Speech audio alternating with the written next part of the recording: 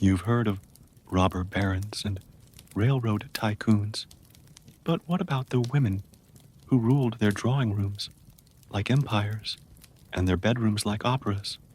Welcome to the Gilded Age, darling, where corsets were tight, fortunes were obscene, and secrets were tucked into satin glove boxes. These weren't just society queens. They were masterful players in a game of diamonds, deception, and desire. And while their husbands built America's steel and steam, these women built something far more thrilling: a hidden world of forbidden love, whispered rendezvous, and scandalous affairs that would make a duchess drop her monocle. So, fluff your pillow, dim the gaslight, and prepare to be seduced by history, because behind every tiara was a secret lover, and behind every lover a story too delicious to sleep through.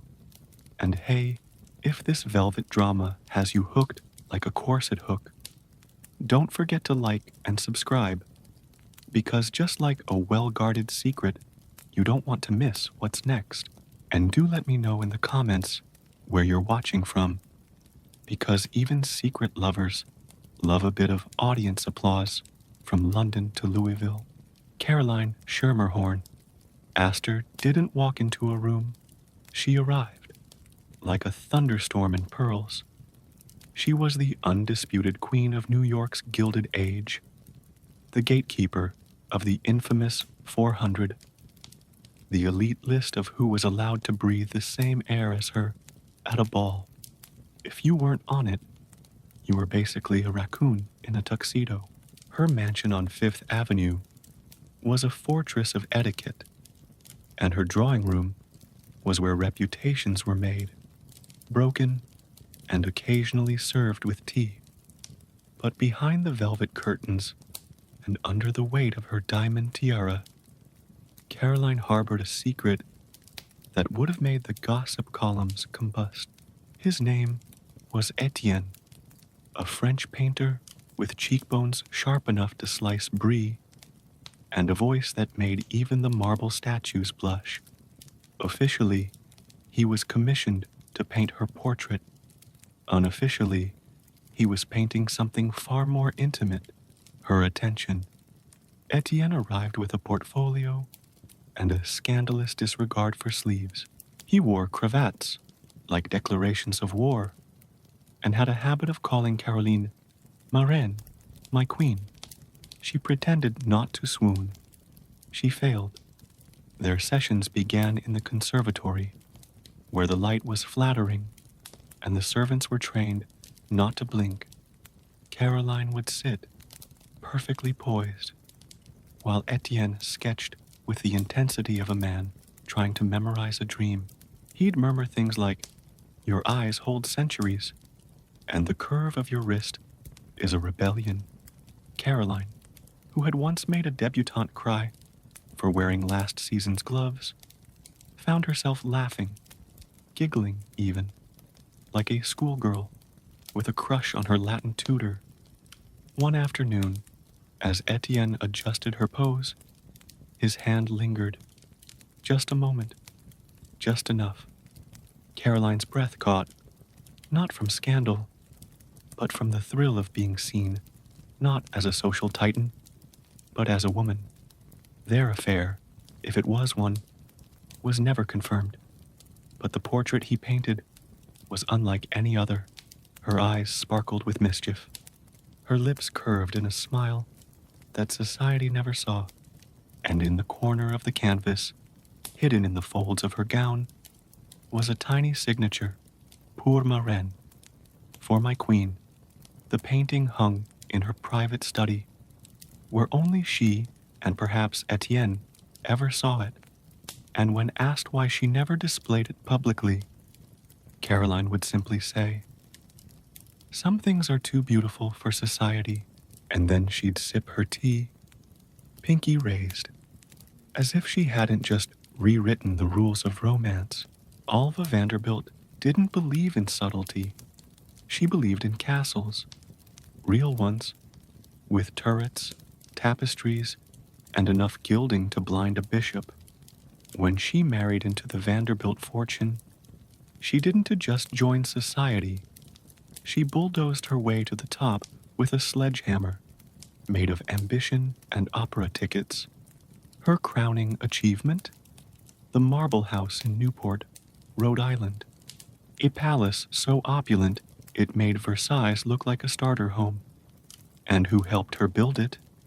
Richard Morris Hunt, the architect with a pencil sharper than his jawline and a reputation for making granite look seductive. Richard was no ordinary draftsman. He was the Michelangelo of mansions, the Casanova of cornices. He spoke in elevations and flirted in floor plans. Alva, who had grown tired of her husband's railroad talk and stock market size, found herself lingering a little longer in Richard's studio. Their meetings began professionally: measurements, materials, mood boards. But soon, the conversations turned to arches and intimacy. Richard would say things like, "This column should be Corinthian, elegant, dramatic, like you," and Alva would pretend not to blush, even as she mentally added chaise lounge to the drawing room.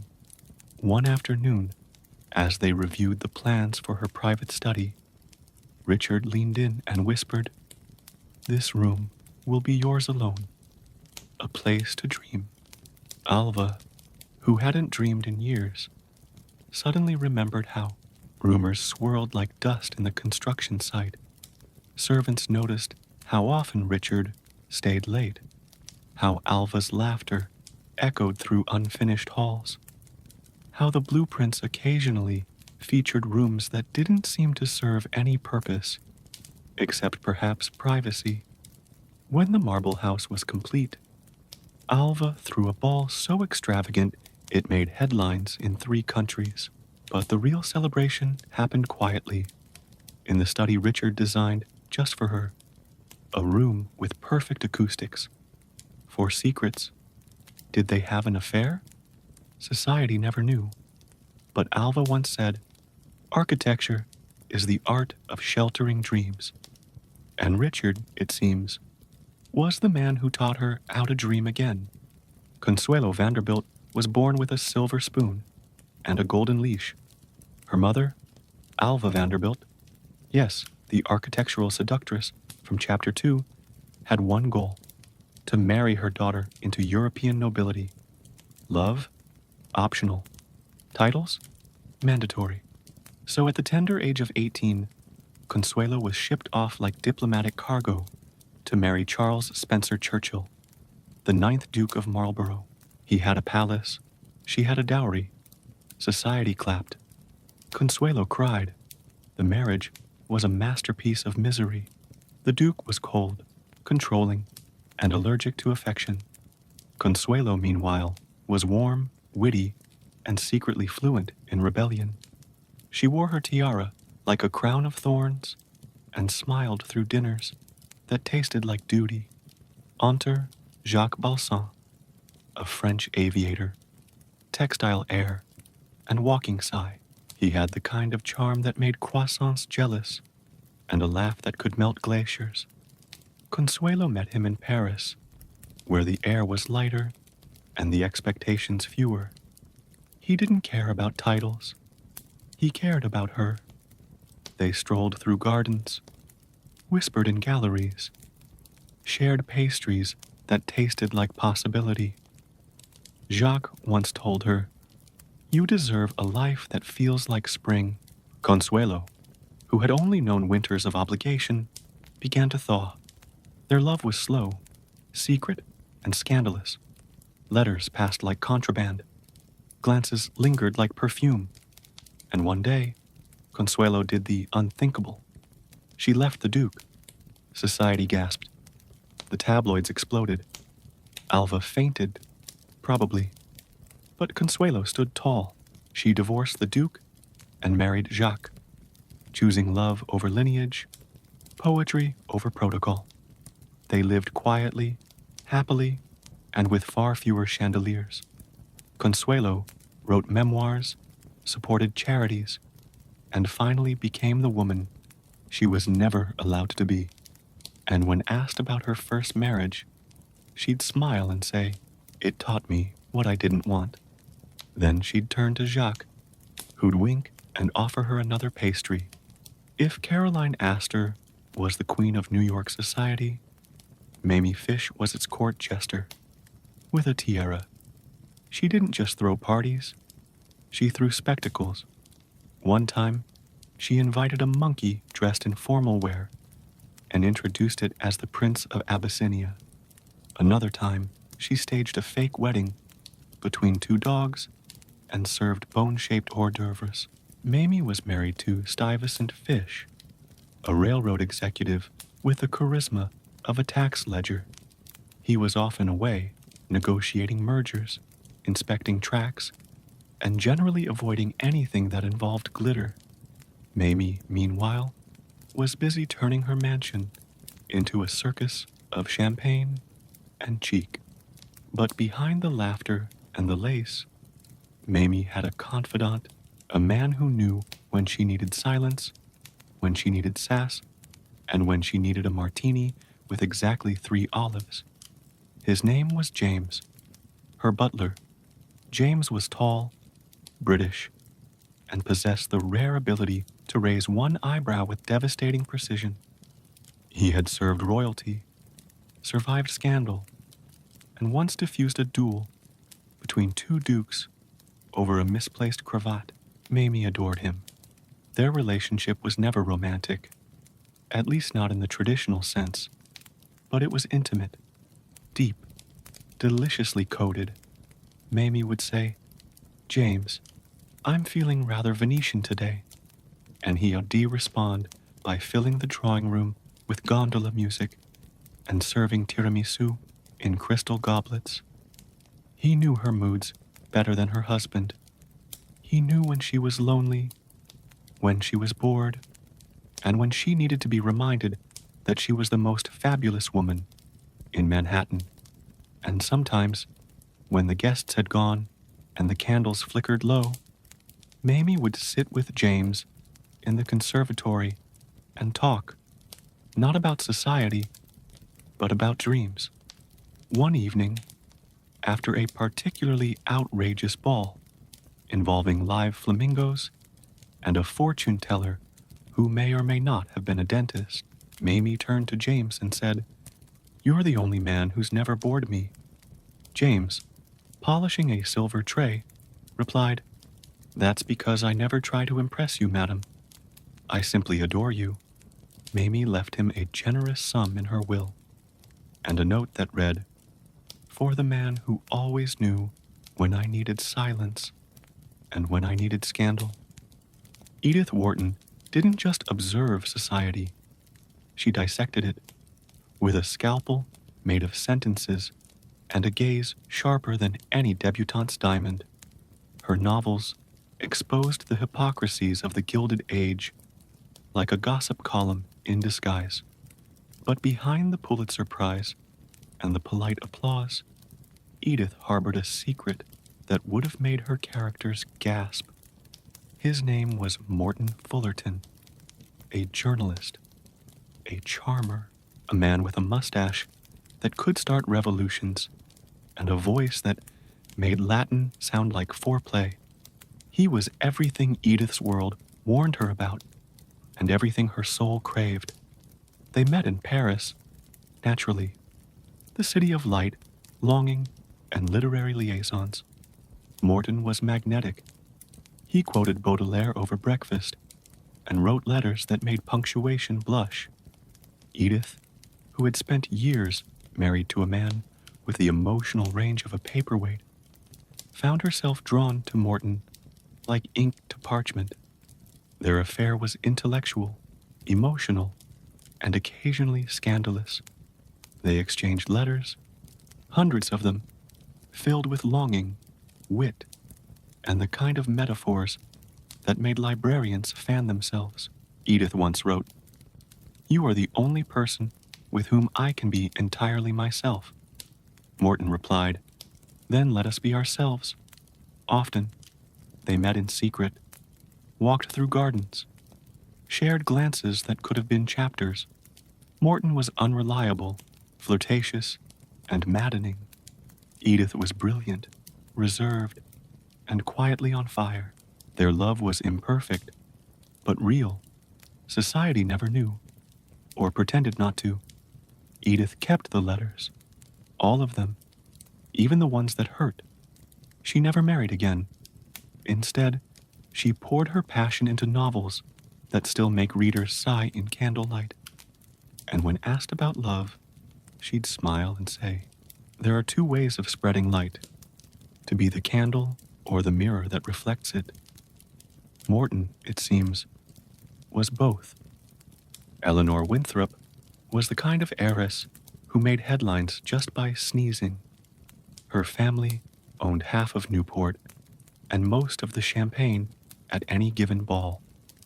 She had pearls longer than some marriages, and a laugh that could make a bishop reconsider his vows. But Eleanor had a problem. She was bored. The drawing rooms were too polite, the suitors too predictable, the dances too choreographed. She longed for something wild, something real, something that didn't come with a calling card and a trust fund. Enter Thomas, the horse trainer. He was sun-kissed, saddle-worn, and had arms that looked like they'd wrestled with destiny.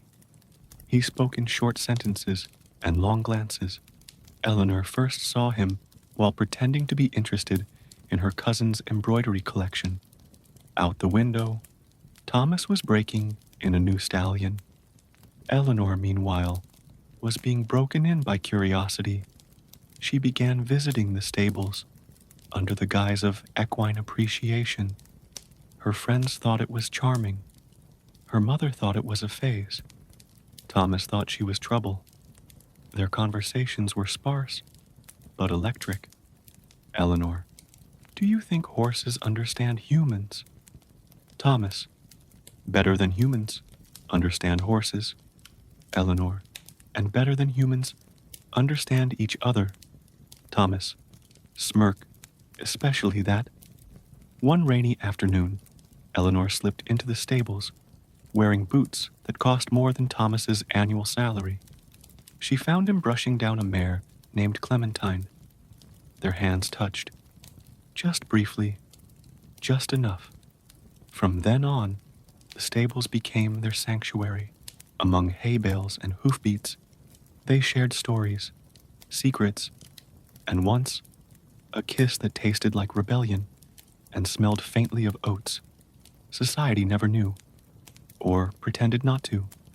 Eleanor eventually married a baron with a monocle and a yacht, but she kept a sketch of Clementine in her study, and once, when asked about her happiest memory, she said, "It involved a horse, a thunderstorm, and a man who never asked me what my last name was." Countess Lillian Fairfax had everything a Gilded Age woman could want: a mansion with more fireplaces than relatives, a husband who collected rare coins and ignored her entirely, and a reputation for being tastefully dull. Her life was a symphony of social obligations, floral arrangements, and pretending not to yawn during dinner. But Lillian had a secret craving, not for scandal, but for sound. She adored music. Not the polite kind played at luncheons, but the kind that made your spine shiver and your heart forget its rhythm. Enter Matteo, the cellist. He was hired to perform at one of her charity galas, a fundraiser for something noble and forgettable. But when Matteo played, the room fell silent. His cello didn't sing. It confessed. Lillian, seated beneath a chandelier shaped like a regret, felt something stir. She invited him to teach her music, privately, in the East Wing, where the acoustics were perfect and the servants knew better than to gossip.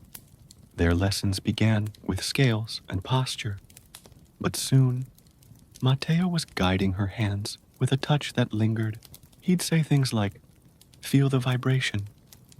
And Lillian would wonder if he meant the strings or her pulse. One evening, as rain tapped against the stained glass windows, Matteo played a piece so haunting it made Lillian cry. He stopped. She didn't. And then, without a word, he kissed her, softly, like a note held too long. From then on, their music sessions became something else entirely. They played duets of desire, harmonies of hush. Matteo composed a piece just for her, titled Nocturne for a Countess. It was never published, but Lillian kept the sheet music in her jewelry box, folded between pearls and secrets society never knew, or pretended not to. Lillian's husband remained blissfully unaware, distracted by his coin collection and chronic indifference. And Lillian? She smiled more, laughed louder, and once, at a gala, she whispered to Matteo, "You've made me feel like a crescendo." He replied, "Then let's never resolve."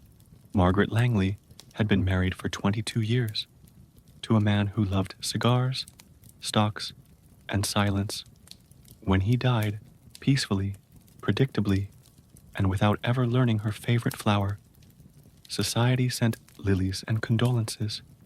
Margaret wore black, nodded politely, and felt absolutely nothing until she met Charles, her new chauffeur.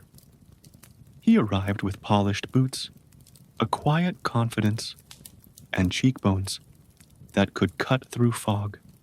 He didn't speak much at first, just opened doors, tipped his hat, and drove like he was guiding a swan through traffic. But Margaret noticed things, like how he adjusted the mirror to catch her eyes, or how he always had her favorite tea waiting in the car's cup holder, even though she never mentioned it. One rainy afternoon, Margaret asked him, "Do you ever get tired of driving in circles?" Charles replied, "Only when the passenger doesn't know where she wants to go." She laughed. For the first time in months, their conversations grew, slowly, like ivy on a stone wall. He told her about his childhood in Yorkshire. She told him about the time she almost ran away to Venice. They shared stories, silences, and once, a flask of brandy. During a particularly long wait outside the opera, Margaret began requesting longer drives. "Take the scenic route," she'd say, even if they were just going to the post office. Charles understood. He'd drive past the ocean, through winding hills, and once to a field of wildflowers where they sat on the hood of the car and watched the stars. One evening, as the sun dipped behind the Newport mansions, Margaret turned to Charles and said, "You know more about me than my husband ever did." Charles, adjusting his gloves, replied, "That's because I've been listening." They never kissed, never crossed the line, but Margaret began wearing color again. Soft blues, gentle greens, and once, a scandalous shade of plum.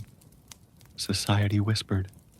Margaret smiled, and when asked why she kept Charles on, long after she stopped needing a chauffeur, she'd say, "Some men drive you places. Others drive you to remember who you are." Vivian Prescott was the kind of socialite who made chandeliers nervous. She had a laugh like champagne and a wardrobe that could bankrupt a small duchy. Her evenings were a blur of opera boxes, whispered critiques, and pretending not to fall asleep during Wagner. But Vivian had a weakness: actors. Not the ones who played dukes and generals. She liked the ones who played rogues, pirates, poets, men who wore eyeliner, and broke hearts with soliloquies. One night, at the Metropolitan Opera, she saw The Tempest, and there he was, Caleb Hart, playing Caliban, with a voice like thunder and cheekbones that deserved their own intermission. Vivian leaned forward, not for the plot, for him. After the show, she did what no respectable lady would dare. She went backstage. The corridor smelled of sweat, roses, and ambition. Caleb was wiping off his makeup when Vivian appeared, wrapped in mink and mischief. "You were magnificent," she said. Caleb, still half Caliban, replied, "You were watching." That was the beginning. Vivian began attending every show, always in the same seat, always with a single red rose. Caleb would glance her way during monologues, and once, during Hamlet, he winked mid-soliloquy. The audience thought it was avant-garde. Vivian knew better. Their rendezvous were theatrical, literally. They met in dressing rooms, whispered in prop closets, and once shared a bottle of absinthe on the catwalk above the stage. Caleb wrote her notes on playbills. Vivian responded with lipstick kisses on his scripts. Society never knew, or pretended not to. Vivian's husband was a banker who thought Shakespeare was a brand of cigar. He never asked why she suddenly loved the theater. And Caleb, he called her my muse in mink. She called him my favorite act. Their affair lasted 3 seasons. Then Caleb left for London. Vivian never followed. But she kept every rose, every note. And once, when asked why she still attended plays alone, she said, "Because sometimes the best performances happen offstage." Beatrice Harrington was the kind of philanthropist who made headlines for donating libraries, hospitals, and once a marble fountain shaped like a swan. She wore pearls like armor and had a calendar so full of charity galas it required its own secretary. Her motto, "Give generously, gossip discreetly." But Beatrice had a secret indulgence, ideas. She adored philosophy, not the kind printed on cocktail napkins, but the real stuff, Plato, Kant, and the occasional Nietzsche when she was feeling spicy. Her friends thought it was eccentric. Her husband thought it was adorable. Beatrice thought it was oxygen. Enter Julian, a philosopher, a lecturer, a man who wore tweed like a religion and had a voice that made metaphysics sound seductive. They met at a fundraiser for an orphanage, where Julian was giving a talk titled "The Ethics of Generosity." Beatrice expected boredom. She got butterflies. Julian spoke of virtue, intention, and the moral weight of giving. Beatrice, seated in the front row, felt her pearls tighten. After the talk, she approached him with a donation and a question about Aristotle's concept of eudaimonia. Julian smiled. "Ah, flourishing. Shall we discuss it over tea?" They did. For hours, then days, then weeks. Their conversations were electric. Beatrice would ask, "Do you think love is rational?" Julian would reply, "Only if you're doing it wrong." They debated, laughed, and once kissed in the middle of a heated argument about Descartes. Their affair was cerebral, sensual, and scandalously Socratic. Julian wrote her letters filled with philosophical musings and occasional innuendo. Beatrice responded with donations to his department and notes that began with, "Dear dangerous thinker." Society never knew, or pretended not to. Beatrice's husband was busy managing her foundations and ignoring her fascination with epistemology. And Julian? He called her my patron of passion. She called him my favorite paradox. Their love lasted 3 winters. Then Julian left for Oxford. Beatrice never followed, but she funded a philosophy library in his name. And once, When asked why she did it, she said, "Because some men teach you how to think, others teach you how to feel. Julian did both." Duchess Arabella Montrose was a vision, a walking chandelier of elegance, with cheekbones sculpted by destiny and a wardrobe that could silence a room. Her gowns were legendary, layers of silk, whispers of lace, and embroidery so delicate it made butterflies jealous. But Arabella had a secret. She hated every single one of them, not the gowns themselves, but what they represented: appearances, expectations, and a life sewn together by obligation. Her husband, the Duke, was a man of titles and timetables. He loved punctuality, pheasant hunting, and not much else. Arabella, meanwhile, longed for something that couldn't be monogrammed. Enter Luca, the dressmaker. He was Italian, impossibly handsome, and had hands that made fabric fall in love.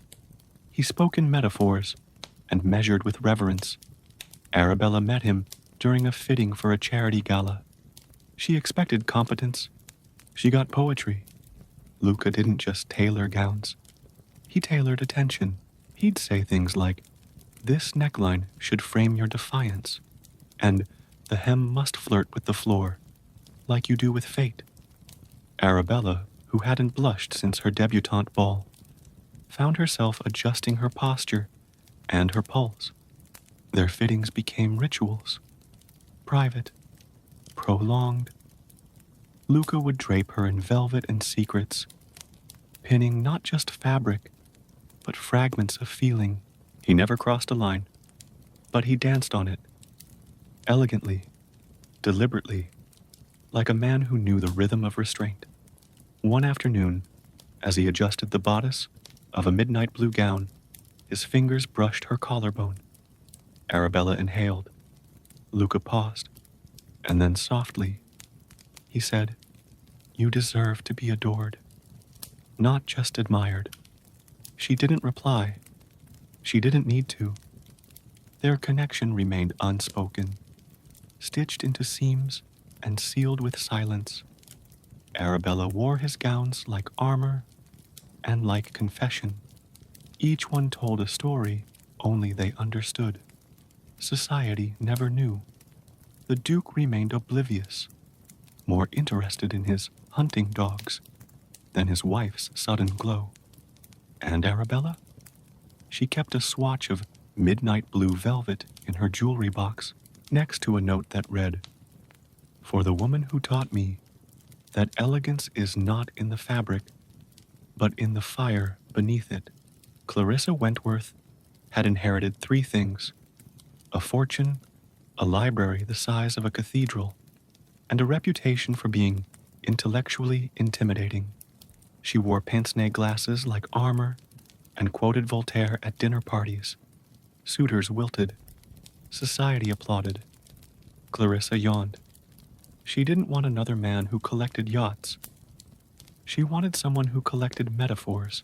Enter Nathaniel, a Harvard poet, penniless, passionate, and possessed of a jawline that made editors reconsider their punctuation. He was invited to speak at one of Clarissa's literary salons, a gathering of tweed, tea, and people who used epistolary in casual conversation. Nathaniel read a poem titled "The Woman in the Window." It was about longing, light, and a pair of eyes that haunted him. Clarissa, seated by the fireplace, realized with a jolt he was describing her. After the reading, she approached him with a donation and a challenge. "Write me something better," she said, "something you wouldn't dare publish." He did. The next morning, a letter arrived. Inside, a sonnet so scandalous, it made her butler drop the tray. It spoke of moonlight on bare shoulders, of lips like forbidden libraries, of desire that defied Dewey Decimal. Clarissa responded with a check and a limerick that made Nathaniel blush. Their correspondence became legendary. letters passed in leather-bound books, poems tucked into bouquets. Once, Nathaniel sent her a haiku written on a silk handkerchief. It read, "Velvet intellect, your mind undresses my soul. Meet me at midnight." They did, in the library, among the Latin texts and locked cabinets. Their affair was literary, lustful, and laced with alliteration. Nathaniel called her my muse in marble. Clarissa called him my favorite footnote. Society never knew. Clarissa remained unmarried, citing a lifelong commitment to literature. Nathaniel published a collection titled Verses for a Lady Unnamed. Scholars debated the identity. Clarissa smiled, and once, when asked why she never married, she said, "Because some men give you diamonds, others give you words. I prefer the ones that rhyme." In the heart of Prohibition-era Chicago, where glamour and danger danced hand in hand, lived Josephine Delacroix.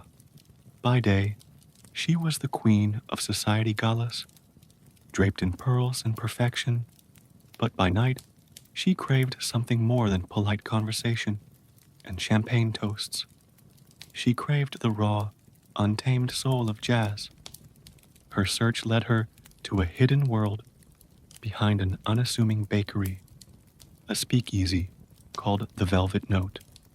And there she found him, Elijah, a pianist whose fingers didn't just play the keys, they set them on fire, while her powerful husband remained oblivious in their opulent mansion. Josephine slipped away to lose herself in Elijah's midnight sets. He composed a melody just for her, Midnight Duchess, a song as forbidden and beautiful as their secret glances. Years later, long after the music faded, Josephine quietly funded a music school in Elijah's name. When asked why, she simply smiled and said, "Because it breaks the rules beautifully, just like he did." Thanks for watching. If you enjoyed this story, don't forget to like and subscribe for more. Virginia Belmont was born in a train station. Figuratively, her father owned half the railroads in the Northeast, and her childhood lullabies were the clatter of wheels and the whistle of locomotives. By 25, she was known as the Railroad Princess, with a wardrobe of traveling cloaks and a heart that had never truly departed. She lived in a mansion shaped like a timetable. Her days were scheduled, her suitors punctual, and her emotions delayed until she met Theo, the telegraph boy. He was fast, clever, and had forearms that suggested he lifted more than messages. Theo worked the Belmont line, delivering telegrams with a wink and a speed that made clocks jealous. Virginia first noticed him when he handed her a message from her aunt. Something about luncheon and lace. But it wasn't the message that lingered. It was the way he said, "Miss Belmont," like it was a secret. She began sending more telegrams, unnecessary ones. "Please confirm luncheon time. Is the weather agreeable in Albany? Do you believe in fate?" Theo replied, not officially, but in tiny notes slipped between the folds. "Luncheon is dull. Albany is rainy. Fate is overrated, unless it brings me to you." Their flirtation was electric, literally. They communicated in Morse code, in glances, in the rhythm of footsteps on marble. One day, Virginia sent a telegram with no words, just a time and an address. Theo arrived, at midnight, at the conservatory. They didn't speak. They didn't need to. The silence was charged, the air thick with possibility, and when he finally touched her hand, it felt like a signal sent straight to her soul. Their affair was brief, brilliant, and utterly off the rails. They met in train cars, in signal towers, and once, in a sleeper cabin that never slept. Virginia called him my conductor of chaos. Theo called her my favorite delay. Society never knew, or pretended not to. Virginia eventually married a diplomat who hated trains, but she kept a brass telegraph key in her jewelry box. And once, when asked why she loved railroads so much, she said, "Because sometimes the fastest way to the heart is through a wire." Charlotte Beauregard was the kind of Southern belle who made gentlemen drop their mint juleps. She had a drawl like honey, a fan that fluttered like flirtation, and a reputation for being dangerously well-read. Her family owned cotton, carriages, and a legacy of Confederate nostalgia polished to a high gloss. But Charlotte had no interest in reenactments or debutante balls. She preferred poetry, politics, and men who didn't tiptoe around her intellect. Enter James. He arrived in Charleston under the name Mr. Whitmore, claiming to be a merchant from Boston. He had impeccable manners, suspiciously vague business interests, and eyes that scanned rooms like blueprints. Charlotte met him at a garden party, where he complimented her magnolias and asked if she believed in revolution. She did, quietly. Their courtship was subtle. Letters passed through bookshops, conversations laced with double meanings. Charlotte would say, "The weather's turning," and James would reply, "So is the nation." They danced once, slowly, deliberately, like two people who knew they were being watched. One evening, James handed her a note, folded into a copy of Leaves of Grass. It read, "Meet me at midnight. Come alone. Bring nothing but truth." She did. They met in the conservatory, surrounded by orchids and espionage. James confessed he was a Union spy, gathering intelligence on Southern trade routes. Charlotte didn't flinch. She simply said, "Then you've come to the right woman." Their affair was dangerous, delirious, and deeply coded. Charlotte fed him information, disguised as gossip, embroidered into handkerchiefs, and once, hidden in a recipe for pecan pie. James called her my magnolia with thorns. She called him my favorite lie. Society never knew. Charlotte eventually married a senator who thought her quietness was charm, but she kept a box of letters under her bed, sealed with wax, scented with magnolia, and signed only with a single initial, J. And once, when asked why she never spoke of the war, she said, "Because some battles are fought with bullets, others are fought with glances, and I won mine." Evelyn Carrington was the kind of woman who made silence feel expensive. Married to a banker with a jawline as rigid as his portfolio, she spent her days hosting luncheons, inspecting floral arrangements, and pretending not to notice how bored she was. Her husband, Charles, adored numbers. Evelyn adored art. Their conversations were mostly about interest rates and dinner menus, until one spring, Charles decided to commission a marble bust of Evelyn for the foyer, naturally. Something tasteful, something timeless, something that said, "My wife is an asset." Enter Lucien, the sculptor. He arrived with a chisel, a cigarette, and a disregard for punctuality. He wore linen shirts that never quite buttoned properly, and spoke with a French accent that made even Evelyn S. Pearls tingle. His studio smelled of clay, wine, and rebellion. Evelyn's first sitting was awkward.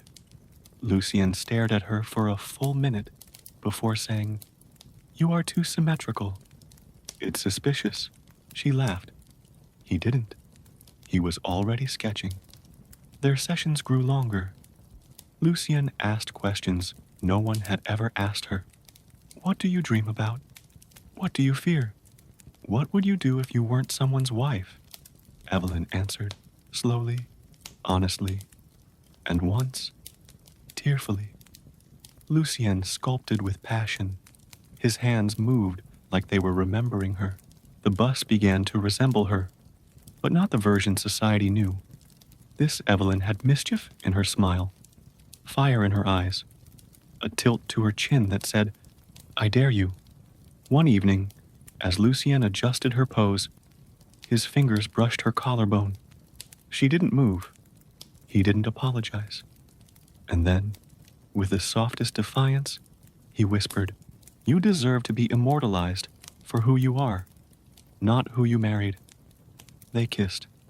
Once, deeply, like a confession carved in stone. Their affair lasted as long as the sculpture did. When it was unveiled, Charles admired the craftsmanship, but frowned at the expression. She looks different, he said. Evelyn smiled. She is. Society never knew. The bust still stands in the Carrington foyer. Visitors say it's beautiful. Evelyn says nothing. But sometimes, when she walks past it, she runs her fingers over the marble collarbone and remembers. Isadora Kingsley was an heiress with a palate as refined as her pedigree. She could identify a Bordeaux by scent, a scandal by silence, and a fake smile by the way it wrinkled the wrong part of the face. Her family owned vineyards, villas, and a reputation for being culinary royalty, but Isadora had grown tired of tasting menus and men who talked about wine like it was a personality trait. She wanted flavor, surprise, a dish that didn't come with a side of obligation. Enter Marco, the chef. He arrived at her estate to revamp the kitchen. He brought olive oil, opera music, and a disregard for recipes that bordered on erotic. Marco was tall, tanned, and had a laugh that made soufflés rise prematurely. His hands moved like poetry, especially when kneading dough. Isadora first noticed him while pretending to care about her cousin's engagement. Marco was plating risotto with truffle shavings and humming Puccini. She watched. He winked. The risotto wasn't the only thing simmering. She began visiting the kitchen. Just curious, she'd say, as Marco taught her how to roll pasta and taste sauce with her eyes closed. He'd whisper, Cooking is about trust, and she'd wonder if he meant the food or the way he looked at her. One night, he served her a dish called passione nascosta, hidden passion. It was rich, bold, and laced with saffron and suggestion. Isadora took one bite and said, You're dangerous. Marco replied, Only if you're hungry. Their affair was indulgent. They kissed between courses, danced among copper pots, and Marco called her Mia Regina di Zucchero, my sugar queen. She called him my favorite spice. Society never knew. Isadora eventually married a wine importer who thought basil was exotic, but she kept Marco's handwritten recipe book in her pantry. And once, when asked why she never cooked, she said, Because the best meals are the ones you remember, not the ones you repeat. Celeste Van Allen was Manhattan's most elegant glacier. She wore diamonds like daggers and spoke with the precision of a scalpel. Her parties were legendary, her opinions lethal, and her emotions non-existent. Society called her the Ice Queen. She called society predictable. Her penthouse was pristine. Her marriage was strategic. Her life was temperature controlled. Until the fire. A small electrical mishap in the library. Nothing dramatic, but it summoned the FDNY. And with it, him, Raphael, the fireman. He arrived in soot, sweat, and swagger. His uniform clung like a secret. His voice was gravel dipped in honey. Celeste watched him from behind a silk robe and a wall of indifference. "You're safe now," he said. Celeste raised an eyebrow. "I was never in danger," Raphael smirked. "Not from the fire." He returned the next day, for inspection, allegedly. Then again, for follow-up. Then again, just because. Celeste began leaving the window open, just in case.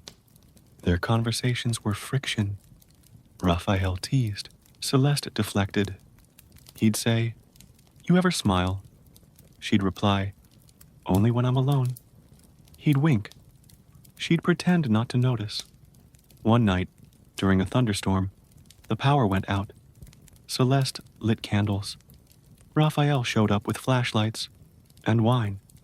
They sat on the floor of her marble kitchen, surrounded by shadows and silence. "I think you like danger," he said. "I think you like melting things," she replied. They kissed, slowly, like ice meeting flame. And when Raphael lifted her onto the counter, Celeste whispered, "I'm not cold. I'm just waiting for someone who knows how to burn." Their affair was elemental. They met in stairwells, elevators, and once, on the roof, during a lightning storm. Raphael called her my frostbite fantasy. Celeste called him my favorite emergency. Society never knew. Celeste remained married to a man who thought passion was a stock option, but she kept a fireman's badge in her jewelry box. And once, when asked why she never feared fire, she said, "Because I've already been consumed, and I liked it." Duchess Imogen Ashcroft was the crown jewel of English society. She had a laugh like lace, a posture that made paintings jealous, and a marriage that looked perfect if you didn't look too closely. Her estate was sprawling, her schedule suffocating, and her heart dormant, until she wandered into the greenhouse. It was an accident, a wrong turn after a luncheon, but inside, among the orchids and overgrown ivy, she found something unexpected: warmth. And him, Rowan, the gardener. He was tall, sun-kissed, and had dirt beneath his fingernails that looked more honest than any diamond. He didn't bow. He didn't flatter. He simply said, "Careful with the lilies. They bruise easily." Imogen returned the next day. And the next. She claimed an interest in botany. Rowan didn't believe her, but he didn't mind. He taught her how to prune roses, how to coax tulips from stubborn soil, and once how to plant moonflowers that only bloomed at night. Their conversations were quiet, earthy, intimate. Imogen would ask, "Do you think flowers feel?" Rowan would reply, "Only when someone's watching." One afternoon, as she reached for a watering can, their hands touched, briefly, boldly, and then without a word, Rowan leaned in and kissed her, softly, like a petal falling. Their affair was secret, sensual, and scented with jasmine and risk. They met in the greenhouse, in the potting shed, and once, in the maze garden, under a full moon. Rowan called her my wild bloom. Imogen called him my root. Society never knew. Her husband was busy with Parliament and polo. Imogen kept a pressed rose in her diary. And once, when asked why she spent so much time in the garden, she said, "Because some things only grow when no one's watching." Queen Amera of Lysoria was the final monarch of a fading empire. Her coronation was a spectacle of silk and sorrow, held in a palace that smelled of roses and resignation. She was young, brilliant, and utterly alone, surrounded by ministers who smiled too much, and courtiers who whispered too loudly. Her days were filled with diplomacy, her nights with doubt, until she began writing in a leather-bound diary hidden beneath her throne. Amara poured out everything she couldn't say aloud: the betrayals, the loneliness, the ache of being adored but never known. She wrote in code, in poetry, in fury. Her words were sharp, elegant, and dangerous. She wrote of the ambassador who touched her hand too long, of the general who plotted behind her back, of the maid who once kissed her cheek and whispered, "You deserve more than duty." And most of all, she wrote of him, the librarian. He had no title, no land, no ambition, just ink-stained fingers and a mind that made her pulse race. He recommended books that mirrored her moods. He never bowed. He never lied. He once said, "Power is lonely, but words, they keep you company." They met in the archives, in silence, in shadows, and once, in the forbidden wing where history was rewritten. He read her diary. She let him. He added a line, "You are not just a queen. You are a revolution waiting to happen." Their love was quiet, fierce, unrecorded. When the monarchy fell, Amara vanished. The palace was looted, the throne burned, but the diary remained, hidden in a hollowed-out book titled The Art of War. Years later, a scholar found it, and when asked who wrote it, she said, "A woman who ruled with grace and rebelled with ink."